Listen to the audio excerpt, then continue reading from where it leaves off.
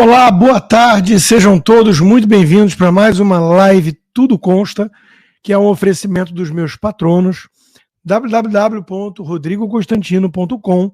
Vai lá, você pode se tornar um patrono, contribuir com esse programa totalmente independente, diário, participar de grupo de WhatsApp e encontros presenciais, se for, claro, aqui da Flórida. E vá também se inscrever logo na minha comunidade do Locals, rodrigoconstantino.locals.com. Já são mais de 22.500 pessoas e 860 membros ativos, ou seja, aqueles que estão contribuindo financeiramente com a manutenção e o crescimento desse programa. Agradeço a todos vocês e vamos nessa, sem mais delongas, porque sextou.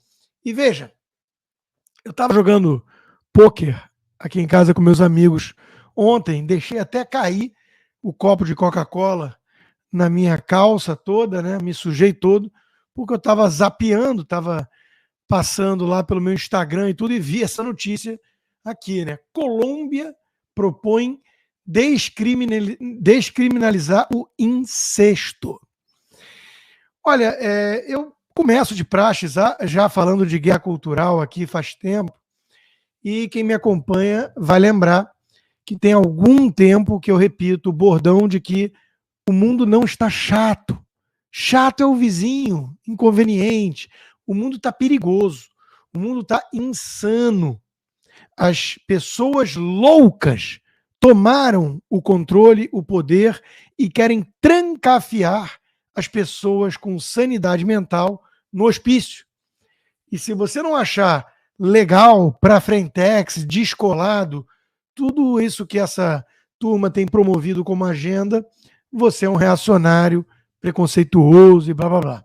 Então, o problema aqui mais profundo é que se você seguir as premissas adotadas pelos progressistas até as suas últimas consequências lógicas, eles têm um ponto.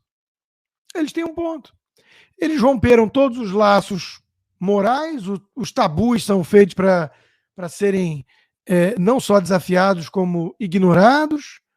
Tudo se resume ao materialismo, ao prazer da carne, né? O que te dá vazão, o que te dá na telha, você precisa dar vazão para você ser uma pessoa genuína e feliz, né? É uma licenciosidade plena.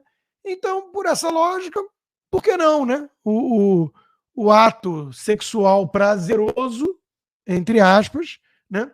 Com tudo e todos e todas, incluindo, claro, todas familiares. Por que não, né? Então, o problema do progressismo moderno, woke, é que se você levar as próprias premissas deles às últimas consequências, sim, você vai começar a relaxar esses tabus que, por uma incrível coincidência, que não é coincidência, existiram em todas as culturas, pelo menos aquelas que avançaram um pouco, que saíram da barbárie mais animalesca possível, né? Então, eles têm um dilema. E quando a gente falava há algum tempo atrás esse tipo de coisa, olha, vamos relaxar a pedofilia, vamos relaxar o incesto, nós éramos taxados de malucos. Pessoas muito queridas minhas, né, falavam: Rodrigo, você está exagerando, você está vendo fantasma onde não existe, pelo amor de Deus, chapéu de alumínio, né? E cá estamos nós, com a Colômbia, sob um governo comunista, discutindo agora leis para descriminalizar o incesto. Durma com um barulho desses, né? Cada vez fica mais evidente que ou a gente resgata os valores morais decentes, as raízes cristãs do Ocidente, ou nós estamos lascados em nome da libertinagem, em nome do prazer da carne, não importa o que esteja no caminho, né? Calma, aguardem aí que eles estão segurando algumas pautas porque o direito dos animais avançou muito. Agora vai ter até pensão alimentícia para bicho e tudo mais. Não fosse isso, eles já estariam mais avançados com a agenda também de não só sexo, como casamento com animais, formar família, o sujeito e a cabra, né? Que nem um filme do Woody Allen, né? Isso parecia ficção, realidade. Não riem, não riem, porque a coisa está indo tão rápido que vai chegar lá mais cedo do que você imagina. Ainda sobre a guerra cultural, tem essa notícia no Valor Econômico, né? 4 passos para incluir pessoas negras nas empresas. E eu que pensei que a gente tinha que incluir pessoas produtivas, eficientes, trabalhadoras, com ética nas empresas, né? Não importa muito a cor da pele, o sexo, o gênero, e seja lá o que for. Essa é a grande beleza do capitalismo, né? A impessoalidade. Mas o Valor está lá com uma dica para 4 passos de como você incluir negros na sua empresa, né? Sobre isso, tem na Gazeta do Povo, do Luciano Trigo, muito pertinente hoje, sobre os efeitos colaterais e as consequências imprevistas de certas medidas, vai lá com muito esforço, bem intencionadas, né? São medidas lacradoras.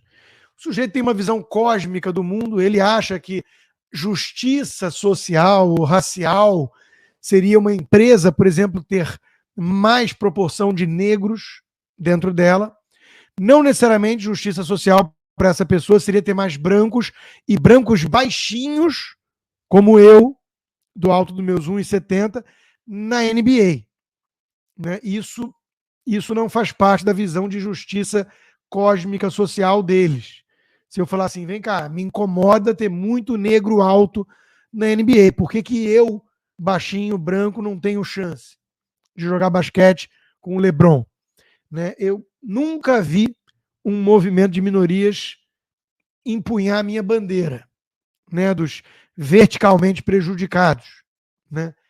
Mas um dia a gente chega lá. O fato é que a visão cósmica do sujeito pinta um quadro do que seria justo uma empresa ter mais negros. Ele não liga para a meritocracia, que para ele é um conceito velado, disfarçado da supremacia branca. Ele não liga para a igualdade de todos perante as leis ou regras do jogo. Ele liga para igualdade de resultados. Nos Estados Unidos é mais fácil porque tem uma diferença de conceito. Equality e equity. Né? Equality é aquilo que nós liberais buscamos. Igualdade de todos perante as leis. Equity é uma igualdade forçada de resultados. Né? E essa turma vem cheia de boa intenção com esse tipo de medida. O que o Luciano Trigo explica? Na minha visão, o óbvio. Né? Em tese, na hora de escolher qual candidato a uma vaga você vai contratar, o empresário inteligente ele precisa optar pelo que for mais qualificado, mais capaz, sem levar em conta etnia, sexo, orientação de gênero, ideologia política, coisas que não necessariamente vão afetar na produtividade, na eficiência, na entrega de resultados desse sujeito. Eu conheço até uma brincadeira, que eu conto aqui só para relaxar nessa sexta, de um RH que estava com uma vaga para C-level, né? E tinha já afunilado os currículos todos e entrevistas todas de 1000 para 10. Tudo com base na meritocracia. Aí chegou ali nos 10, o sujeito virou e falou assim: ô secretária, joga pro alto aí um currículo, escolhe aleatoriamente aí. Ela jogou, pegou, vai ser esse o contratado. Mas como assim? Como é que fica a meritocracia? Falei, olha, de 1000 para 10, nós usamos essa régua, esse critério para cortar todo mundo. Agora, os 10 que restaram são muito semelhantes em termos de qualidades e tudo. Eu quero alguém que já venha com sorte. Então, ele usou ali o critério randômico da aleatoriedade, né, que pelo menos é muito melhor do que o critério desses movimentos. que no caso ia mandar abrir todos os currículos, olhar a foto e falar, pega o mais escurinho. Porra, isso não é legal. Isso não é uma coisa que combate o racismo, né? Você enaltecer tanto assim o conceito de raça. Isso vai na contramão daquilo que sonhava Martin Luther King Jr., que queria viver num país onde as pessoas não olhassem a cor da pele, e sim o caráter, no caso do julgamento moral, e a eficiência, a produtividade, no caso de uma contratação. A justiça, que é cega, também não quer olhar a cor de pele na hora de ver o crime, atenuantes e punição. Então essa turma vai à contramão de tudo que é avanço civilizacional do Ocidente, né? Diz o Trigo, se o Estado interfere nessa dinâmica de contratação, determinando quais funcionários o empresário vai poder ou não contratar ou demitir por meio de cotas e outros mecanismos de compensação, um efeito potencial disso é que os empresários inteligentes passarão a se comportar como se eles fossem burros. Porque para evitar problema futuro e garantir a viabilidade do negócio dele, eles não podem passar a preterir candidatos que eles normalmente contratariam, mas que a norma tornou indemissível. Então, veja, o sujeito vai lá e obriga um monte de conquistas trabalhistas. Aí pega, no caso da mulher, que até a última vez que eu chequei, ainda era quem engravidava, né? Eu sei que para os trans tem homem que fica grávido, mas porque na verdade não é homem. É uma mulher que acha que é homem e tomou hormônio. Mas vamos lá. Se a mulher engravida, isso significa ali meses e meses de complicação para certos trabalhos. Aliás, por isso mesmo ela já escolhe, às vezes, profissões diferentes. E aí as pessoas vão lá, as feministas, e comparam laranja com maçã. Salário médio de homem e mulher. Não, tem que ver para produtividade dentro da mesma área. Enfim. Aí vem as feministas cheias de boas intenções e diz assim, agora você tem que ter licença de maternidade de 2 anos, pagando 100% do salário e tudo mais. O que o empresário vai falar? Eu não vou contratar mulher. Se eu contratar mulher e tiver um bando de mulher no time e todas engravidarem do mesmo jeito, eu quebro. Na mesma hora eu quebro. Então, veja que o inferno está cheio de boas intenções. Então, quando essas medidas começam, elas são levadas às últimas consequências com a imposição de uma visão totalitária de Estado. Porque aí o cara vai decidir não contratar, e aí o Estado vai olhar o resultado desigual e vai falar, não, então tem que obrigar agora a contratar. Cota para mulher, cota para negro, cota para não sei o quê. E aí as empresas começam a ir à bancarrota num mundo de competição global. Então, de novo, essa turma não entende nada de economia, acha que está sendo muito boazinha com minorias e está ferrando essas próprias minorias na prática. Gente, vocês viram, ainda na questão da guerra cultural, você sabe que a religião ambientalista é uma das mais fortes no mundo secular de hoje, né? É uma seita com profetas, hereges, visão escatológica de mundo, e tudo, tá tudo lá, tudo lá.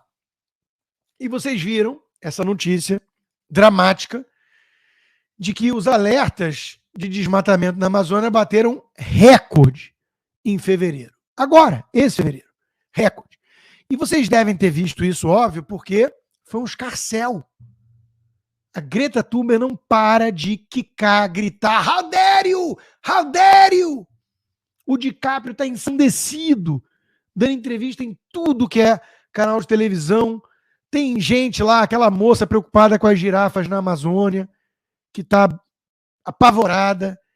Vocês viram, né? Todo mundo gritando por conta dessas notícias aí de recorde de desmatamento. Então, é óbvio que isso não poderia passar despercebido. Porque, não, vocês não viram nada disso. Nem eu. Sabe por quê? Porque não aconteceu. O DiCaprio está quietinho com alguma menina de 17 ou 18 anos lá na ilha particular dele. A Greta Thunberg está gritando how dare you pro Trump. Ainda. Ela não soube que Joe Biden já é o presidente dos Estados Unidos, que teve aquele problema tóxico terrível em Ohio. Ela não soube de nada disso.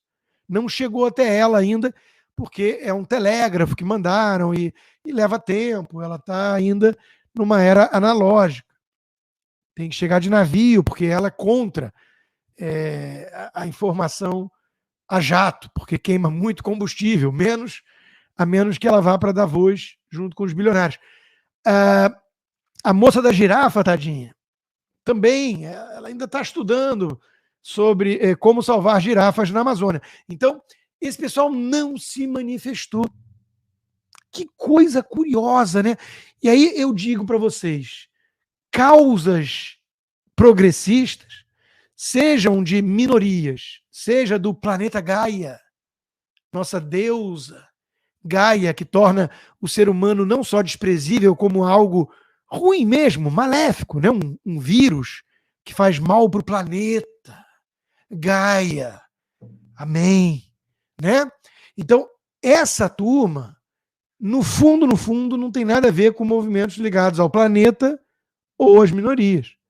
Porque o planeta, o raio faz parte do planeta, Terra, e teve lá uma explosão tóxica muito preocupante, só que a turma não tomou conhecimento, não ligou para isso. E agora nós estamos com recorde de desmatamento ali, na Amazônia, do Macron. Bom, não é exatamente dele, mas vai convencê-lo do contrário. Então, ali, recorde de desmatamento, e a turma, ó, continua pulando carnaval. Né? Porque não tem nada a ver com o planeta. Porque não tem nada a ver com minorias. Tem a ver com avanço do poder da patota globalista da esquerda. É só isso. Quem ainda não entendeu isso é idiota útil, massa de manobra desses movimentos. É que nem a fala do pôquer. Você está há 30 minutos numa mesa, não percebeu quem é o patinho ali? Você é o patinho. Então, se você ainda acha que está aderindo à histeria globalista, ambientalista, porque você é uma alma sensível que quer salvar o planeta, é porque você não entendeu ainda que você é um otário na mão de malandros que usam vocês como marionetes, que estão lá com seus... que não dão a mínima para incêndio na Califórnia, mas ligam muito para incêndio no Brasil, se o presidente for Bolsonaro, que imediatamente esquecem do incêndio no Brasil, se o presidente for o Lula, e por aí vai. Então, quem não se deu conta disso ainda não entendeu nada, bulhufas do progressismo. By the way, a prova de que é um movimento oportunista com um manto ideológico, daí a complementariedade da minha visão com a visão mais cínica do Fiuza, grandes plantações atrapalham o desenvolvimento do Brasil, diz economista.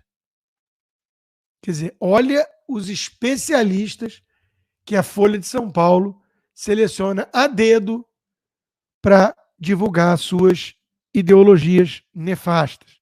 Então agora as grandes plantações, lembrando que o Brasil é uma potência mundial no agronegócio.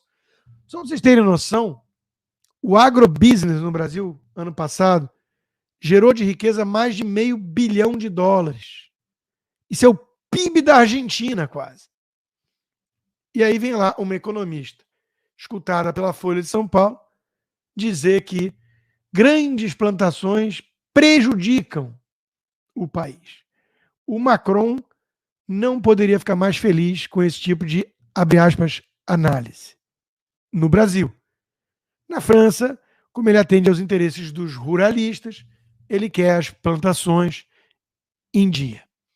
Bom, se você quer vir para o Brasil, meu caro, você precisa de um visto e venha da forma legal, não use essas aventuras todas, né, que tem por aí de malandros. Tem que fazer a coisa direito. Isso é um país de rule of law, por mais que os democratas, né, você não pode chegar num país desse querendo esse tipo de mudança com o pé errado, com o pé esquerdo.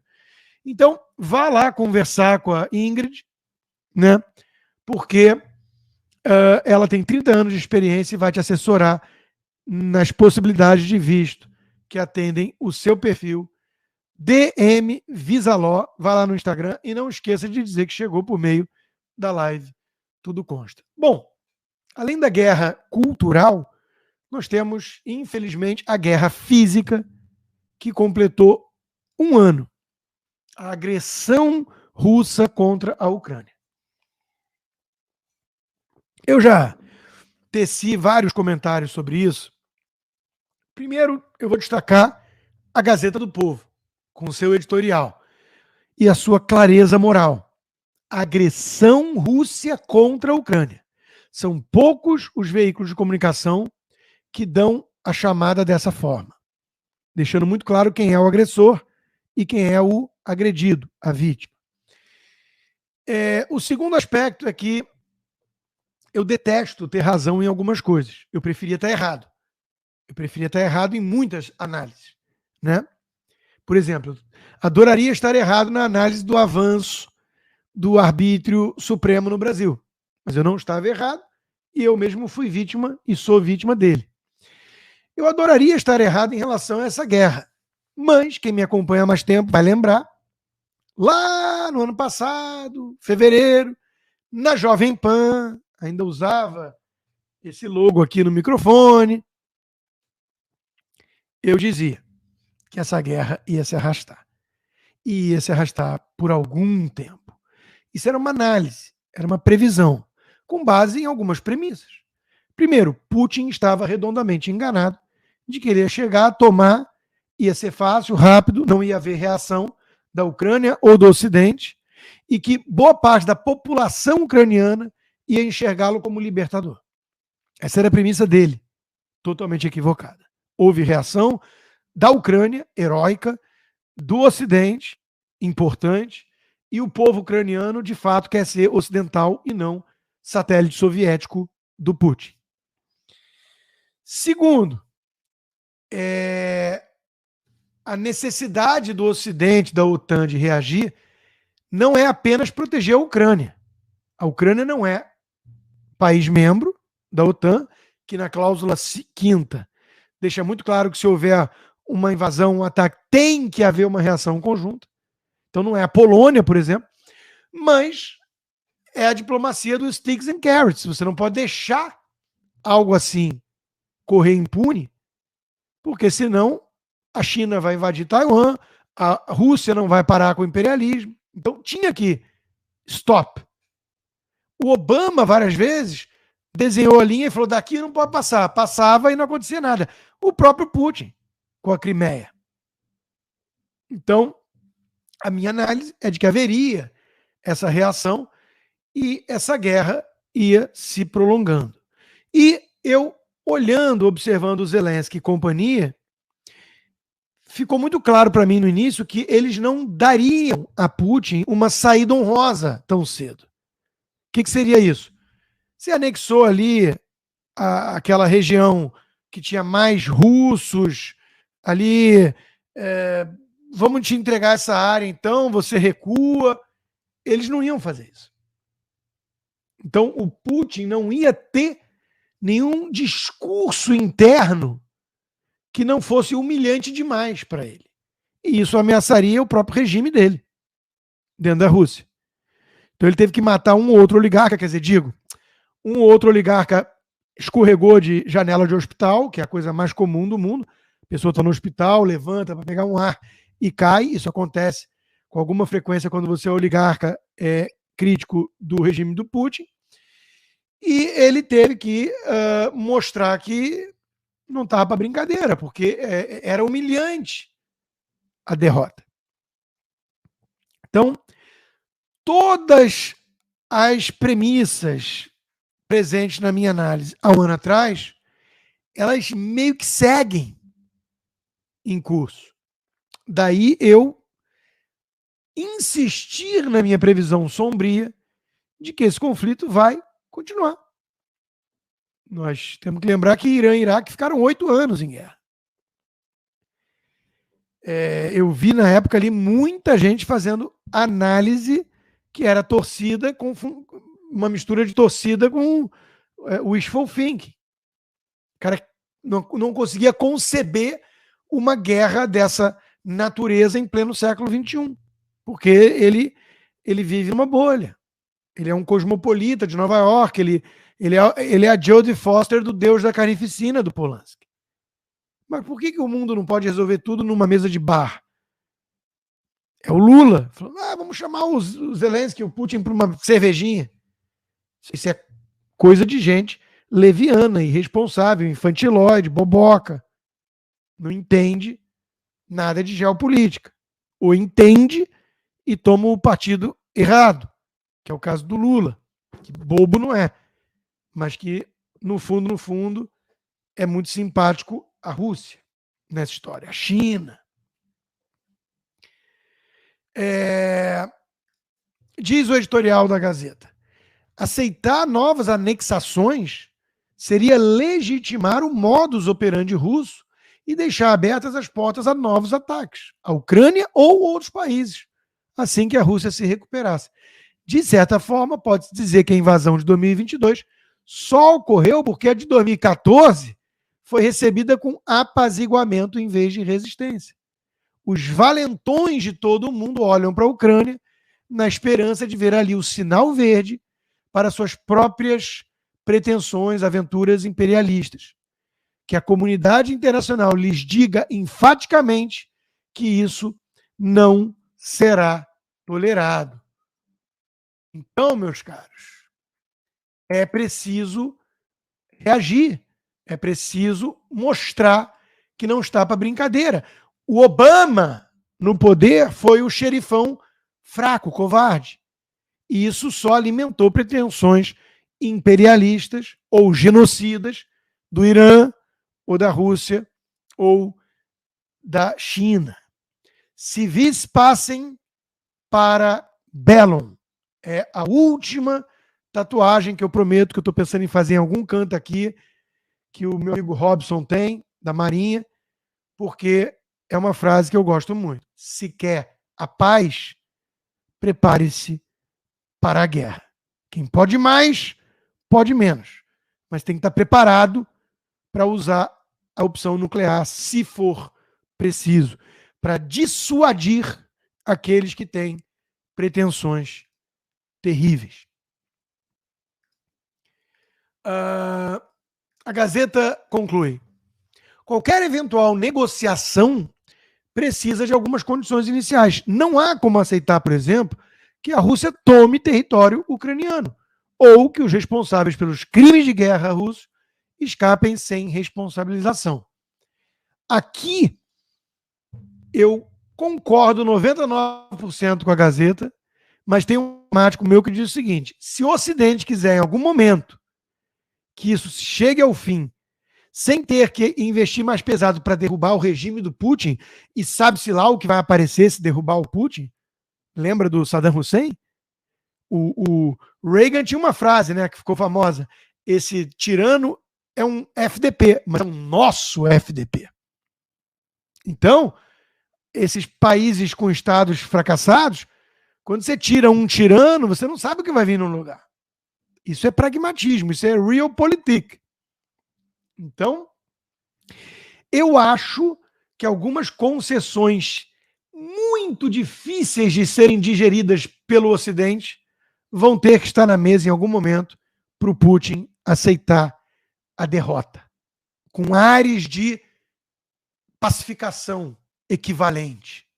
E não vai ser numa mesa de bar com Lula intermediando um chopinho entre Putin e Zelensky. Vai ser com a ameaça crível do uso de força, quiçá boots on the ground, que é uma coisa que os americanos rejeitam violentamente e com toda razão, mandar militares americanos, porque aí é uma terceira guerra mundial, entrarem na Ucrânia para defendê-la, mas a ameaça crível de que isso não está descartado é algo que pode fazer o Putin sentar na mesa. Não o Lula chamar para uma conversa de bar. Agora, tem que avisar isso à turma da Globo. e da Folha de São Paulo. Porque a assessora de imprensa do PT, a jornalista da Folha e da Globo, a Eliane Cantanhede, ela diz: o Brasil entra em campo. Atenção, Suderge informa.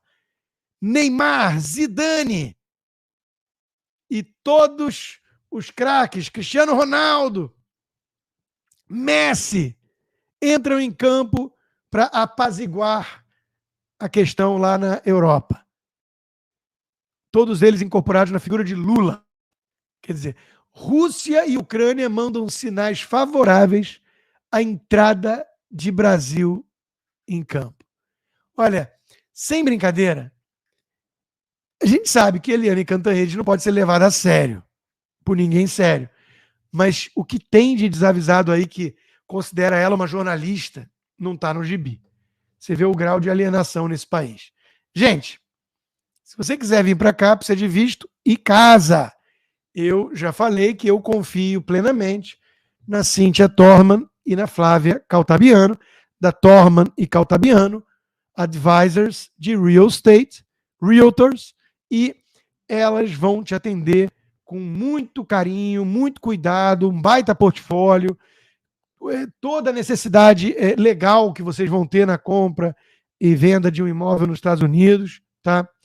Eu sei porque eu sou cliente, então eu sei do que eu estou falando, tá? Os dados estão aqui embaixo, tem o link para o site, tem os contatos de WhatsApp delas. Não deixe de tirar suas dúvidas, ver se tem alguma coisa no portfólio que te interessa. E não esqueça de dizer que chegou por meio da live Tudo Consta. Gente, eu já falei várias vezes que a imprensa precisa do pânico. A mídia, ela chafurda na lama do medo. Quanto mais pessoas estiverem apavoradas, mais elas ligam a TV para ver o que está acontecendo com o mundo. Então, elas atraem desgraças. E quando não existe grandes desgraças, elas precisam criar.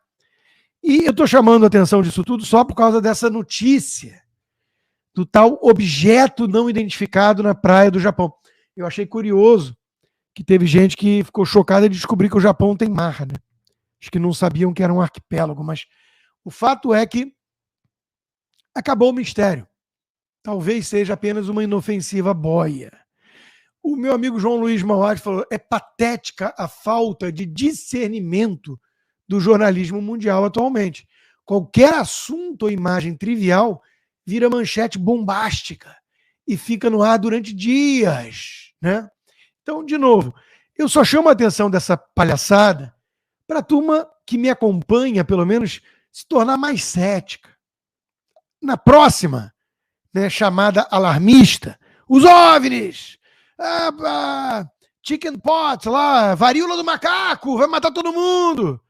Para você olhar para isso com um certo desconfiômetro e falar: deixa eu esperar um pouquinho mais aqui para ver do que se trata. Com um pouquinho mais de ceticismo e cautela e também tranquilidade, porque a vida é uma só, gente. Essa. E a gente não quer viver apavorado com coisas desnecessárias, porque a condição humana já é trágica. Tem doença, tem miséria, tem coisas que acontecem ruins com todas as famílias, né? Então, vamos guardar, né, a nossa preocupação, o nosso estresse, que faz muito mal à saúde, para as coisas reais. Agora, imagina um sujeito que fica apavorado. Eu vejo aqueles caras em carro conversível com 3 máscaras e eu fico com uma pena. Eu falo: tadinho, cara, essa pessoa vai chegar em casa hoje, sexta-feira, apavorada. Essa pessoa já está vivendo apavorada, né? Então, uma boia metálica no mar não é os ETs não mandaram uma bomba atômica prestes a explodir, porque calma, um pouquinho mais de calma. Agora, calma com a Covid, que virou uma gripe. Agora, doenças respiratórias sempre foram uma das principais causas de morte no Brasil e no mundo. Eu chamava atenção para isso durante a Covid. E eu era tratado como genocida, insensível, negacionista pela Verinha e companhia. A pergunta que eu faço agora é: onde está essa gente? Assim como eles não viram o recorde de desmatamento na Amazônia em fevereiro, eles também não viram quase 900 mortes de Covid em 24 horas. No Brasil, agora, 2023. Por que eles não viram? Será que essas mortes não têm mais importância? Será que eles são genocidas insensíveis? Ou uma visão talvez alternativa, será que eles sempre estiveram utilizando isso da maneira mais vil, pérfida, podre, sensacionalista e demagógica possível, porque eles queriam atingir o governo Bolsonaro? Será? Será que era isso? Talvez. Outra coisa que mostra esse incrível duplo padrão dos meus queridos pares do clubinho da imprensa, né, a patota do selo azul, o Harvey Weinstein foi condenado a 16 anos extras de prisão por estupro. Life in prison. Lembrando que aqui nos Estados Unidos o nego passa mesmo a vida na prisão. Tá? E o nego passa aqui, obviamente, que é forma de dizer, né? Até porque eu estou me referindo ao Harvey Weinstein, que, claro, caso vocês não tenham percebido, é um sujeito homem, branco, heterossexual, hétero até demais, porque ele era um abusador de mulheres. Por que eu estou chamando a atenção disso? Porque a imprensa está dando pouco destaque e no Brasil fingindo que ele não existe. Porque quando fala de Harvey Weinstein, você até pode usar isso para o movimento feminista, para a turma do Me Too, para aquelas mocinhas todas que ficaram famosas depois de deitar no sofá com o Harvey, fazer o teste do sofá para poder ganhar um cargo num filme da Miramax, né? E hoje elas bancam as vítimas, mas ali elas fizeram uma escolha questionável do ponto de vista moral, né? Que alguns chamariam de prostituição, mas o fato é que ele abusou mesmo de mulheres. E o problema é que ele é um democrata, progressista, assim com a cúpula do Partido Democrata, financiador de várias campanhas, unha e carne com gente como Barack Hussein Obama. O que a Michelle Obama já disse do Harvey Weinstein são as palavras mais elogiosas que você gostaria que um ente querido dissesse, por exemplo, no seu epitáfio. Então, é impressionante como a imprensa está fingindo que o Harvey não existe. Se você quer vir para os Estados Unidos, visto, DM Visaló, casa com Torman e Caltabiano, e você vai precisar fazer remessa de câmbio, use a consultoria da Fair USA, do Adilson Góes, CEO, meu amigo, meu patrono. É pela corretora Fair que eu faço minhas remessas, e a Fair USA é uma consultoria que vai te prestar esclarecimentos e trazer soluções para a questão do seu câmbio. Então, fala lá, os dados estão na descrição do vídeo, e não esqueça de dizer que chegou por meio da live, tudo consta. Vamos cair na folia mais um pouquinho? Acabou o carnaval, mas é amanhã que tem desfile das campeãs, ainda tem essa porcaria? Acho que tem. Bom, eu vou estar ocupado fazendo coisa mais útil, mas o fato é que foi o carnaval, como não poderia deixar de ser, do samba e pizza, porque é o Brasil. Isso é o Brasil. Foi o carnaval do Sérgio Cabral beijando o Duda Paz e a Glaze Narizinho beijando o Lindbergh. E o Deltan Dallagnol, na coluna dele da Gazeta do Povo hoje, está chamando atenção para essa impunidade toda. Ele relata um sonho que ele teve, dos bloquinhos e tudo, né? E aí entrou, de repente, o grupo dos Unidos pelas Malas de Dinheiro, que era um grupo muito diverso e plural, sem qualquer discriminação partidária, representando as dezenas de partidos cujos políticos se envolveram nesses crimes. Ele está lembrando aqui, claro, que a corrupção na política nacional não faz distinção partidária ou, quiçá, ideológica. Ele está certo. Mas eu sempre vou chamar a atenção para o fato de que o esquerdismo é um truque corrupto mascarado de justiça social.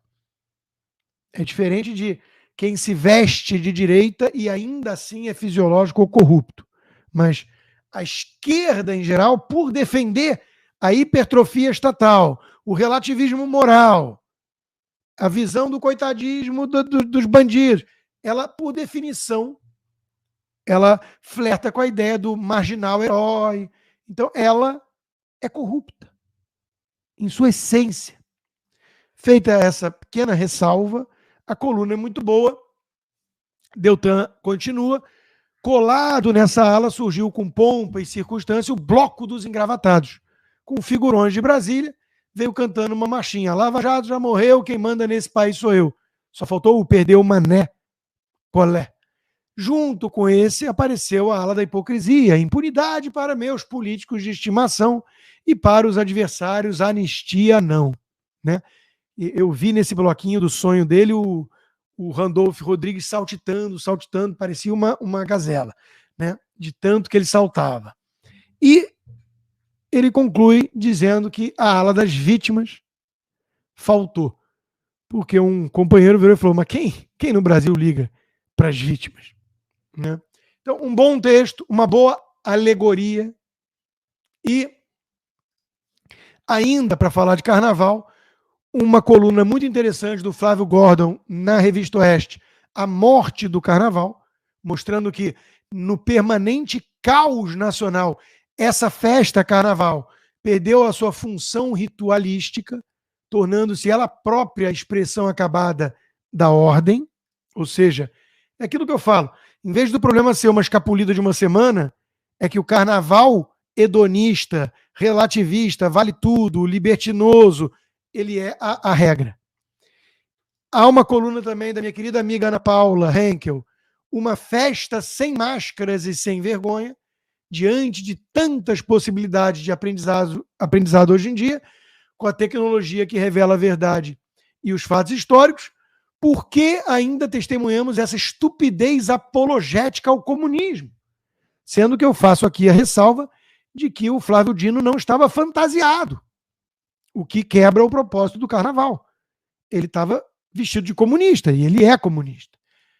E também a minha própria coluna, divulgada hoje, que os membros da minha comunidade do Locals, os 860 membros ativos, já tinham recebido ontem de manhã, a folia petista. Pode inundar São Paulo inteiro, que as lideranças do PT estarão alegres e saltitantes, fazendo L de tanto se lambuzar com os recursos públicos. Tudo isso na Revista Oeste, a melhor revista do Brasil. E precisa da sua assinatura para sobreviver e para crescer, porque não aceita 1 centavo de dinheiro público. O link está aqui embaixo, usa a promo code CONSTA20 para ter 20% de desconto na Revista Oeste. Agora, carnaval e alegria para uns, para outros nem tanto, né? É a época também de lembrar dos turistas assaltados e que o Brasil é um país violento. Das 50 cidades mais perigosas do mundo, 10, 1/5, são brasileiras. E 9 delas estão no Nordeste, que é a região que mais fez o L em termos proporcionais. Onde há gestão petista, há miséria, alienação e muita violência. O PT tem interesse em transformar o Brasil num país civilizado e seguro, nem que ele quisesse. Ele não tem condição, mas ele não quer. Ele não quer porque interessa ao petismo, que é um truque de malandros, que exista miséria, violência, porque é nisso que ele chafurda. Essas imagens circularam muito nas redes sociais esses últimos dias, uns marginaizinhos, vagabundos, jogando pedra no policial, e chama a atenção que há já uma mudança de comportamento da bandidagem em curso no Brasil. O que houve? A mudança de governo. Eles percebem que hoje eles têm no poder um aliado, alguém que consegue subir o morro carioca dominado pelo Complexo do Alemão, pelos traficantes do Comando Vermelho. O presidente consegue subir sem escolta policial, usando o boné que eles têm a sigla no fuzil. Então é óbvio que os bandidos estão mais ousados. É como se, de repente, isola na presidência dos Estados Unidos chegasse uma Ilhan Omar. A turma do Hamas ia ficar cada vez mais assanhadinha. Os antissemitas americanos iam começar a externar mais a sua judeofobia. E por aí vai. Então, é natural, apenas natural, que os marginais no Brasil estejam ficando mais excitados, ouriçados, ousados em enxergar no comando em Brasília alguém mais próximo, vai. Enquanto isso, enquanto o PT pula o carnaval e os bandidos jogam pedra na polícia, a economia segue em quadro de deterioração. Já aumenta uma vez mais, pela 10ª semana consecutiva, a expectativa de inflação para esse ano. Faz o L aí, tucano de mercado. Faz o L aí, companheiro. Agora, vejam. A Miriam Leitão, uma jornalista muito séria, muito respeitada, comunista do Globo, ela está feliz com a possibilidade do fim da isenção de tributos na gasolina, que vai levar por consequência inexorável ao aumento do preço do combustível. Cobrar imposto de gasolina é o melhor do ponto de vista social, fiscal e ambiental, alega Miriam Leitão. O liberal João Amoedo vai na mesma linha. Haddad está correto em propor o fim da desoneração da gasolina, diz ele. Não há o menor sentido em subsidiar um combustível fóssil poluente ao custo de 25 bilhões de reais ao ano, comprometendo ainda mais o resultado fiscal e jogando a pobres. E na coluna da Miriam Leitão, ela alega que pobre não dirige carro, portanto, está tudo bem. Quantas falácias econômicas, quanta estupidez desses tucanos petistas, da esquerda, de Amoedo, Miriam Leitão e companhia. Primeiro, que é falso que pobre, por não dirigir carro, não paga imposto sobre gasolina. Ele precisa andar de alguma coisa. Essa alguma coisa consome combustível. Uber, metrô, vai ter algum tipo de impacto. O sistema rodoviário no Brasil é a principal via de escoamento logístico para tudo que é produto consumido. Os caminhões consomem combustível. Então, é uma grande falácia que você pode até pensar que a Miriam Leitão realmente é muito limitada e não entende nada de economia, e isso é verdade, porque eu já vi coisas que ela falou que eu falei, meu Deus do céu, não tem noção de nada de economia. Você pode até alegar ignorância, mas eu acho que tem uma pitada forte de má fé. Né? Essa coisa é que nem pobre não paga imposto, porque não paga imposto de renda, como se os produtos todos não tivessem em efeito cascata todo o somatório de impostos pagos no processo. Então, é uma falácia ridícula. Agora, a seita ambientalista está lá também, é o Sin Taxes, o imposto contra coisas malignas. Né? Então, quer combustível fóssil, tem que pagar mais mesmo.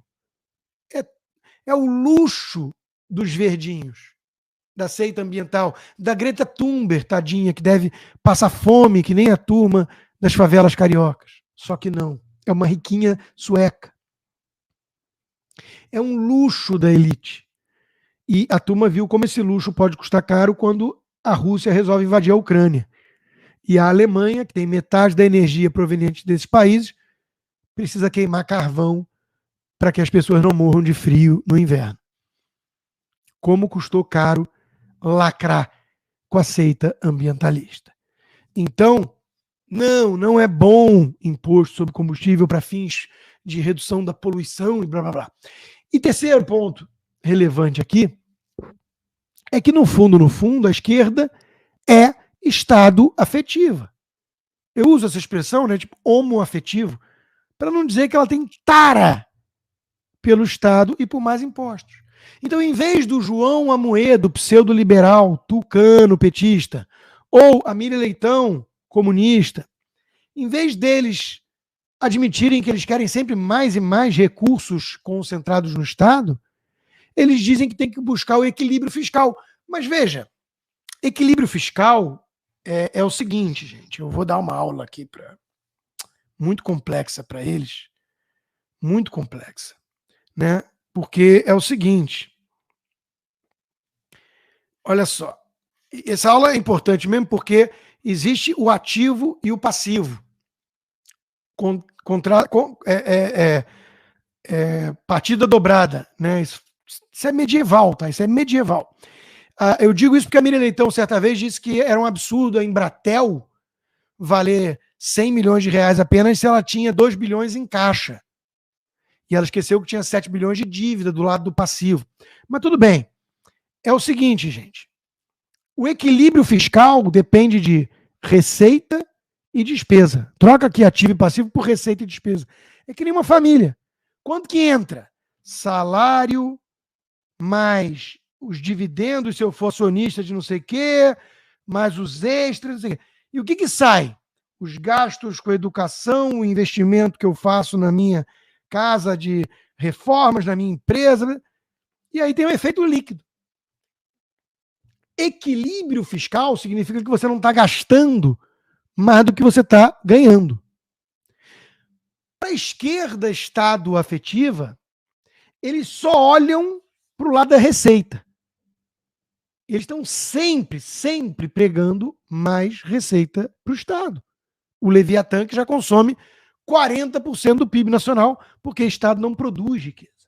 Ele tira de quem produz. Eles nunca conseguem olhar para o outro lado e falar assim, talvez o Estado esteja hipertrofiado e gastando demais. Vamos propor reformas estruturais e diminuir a gastança desse Estado perdulário? Você nunca vai ver um esquerdista, Estado afetivo, propondo algo dessa natureza. É por isso que Miriam Leitão, João Amoedo e todos os esquerdistas sempre querem equilíbrio fiscal por meio de mais impostos. Meus caros, assinem o melhor jornal do Brasil, a Gazeta do Povo, jornal centenário, independente, corajoso, 100 mil assinantes, e se você ainda não é um desses 100 mil, shame on you, que vergonha. O link está aqui embaixo, assine o melhor jornal do país. E agora nós vamos falar um pouquinho de Lula e liberdade de expressão, vamos falar um pouquinho de nada só hoje, de uma decisão do STF sobre questão de tags e dados de usuários, e também de um artigo que eu gostei muito na Gazeta do Povo, do Eduardo Matos de Alencar, sobre um certo movimento revolucionário que vem em curso no Brasil e que o sistema acha que consegue controlar ou conter, e talvez não tenha se dado conta do tamanho, da dimensão do fenômeno. Nós vamos discutir tudo isso agora lá na comunidade do Locals, aos mais de 5 mil que me acompanham nas plataformas. Muito obrigado, ótimo final de semana, até segunda-feira.